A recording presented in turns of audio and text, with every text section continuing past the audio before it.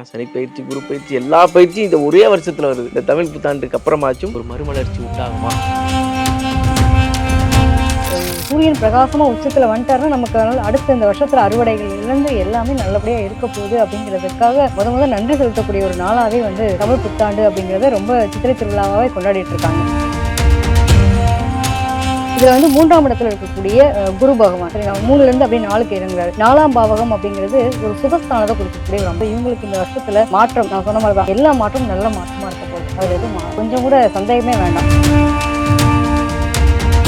இருக்கிறதே சனி பகவான் தாங்க ரொம்ப சூப்பரான நாள். 7.5 சனி காலத்துல தான் வந்து பாத்தீங்க அப்படின்னா எல்லா விதமான நல்ல சந்தோஷமான நிகழ்வு நடக்கும். வீடு கட்டணும்னு நினைக்கிறவங்களுக்கு வீடு வாய்ப்புகள் ஏற்படுத்தி கொடுக்கும். ஒரு சுகமான ஒரு சந்தோஷமான நிகழ்வு அப்படிங்கிறத அனுபவிக்கக்கூடிய கொடுப்பனை கொடுக்கறதும் அவர் தான். எதுவுமே மாட்டாங்க. இந்த வருஷத்துல வந்து வீடு, காரு எல்லா யோகங்கள்லாம் உண்டு. பர்டிகுலரா பார்க்கும்போது பிஸியான பயங்கர பிஸியா இருக்க போறாங்க. தொழில் ரீதியா விஷயத்துல எல்லாம் நல்ல ஒரு growth. அதனால பிரச்சனை இல்லை.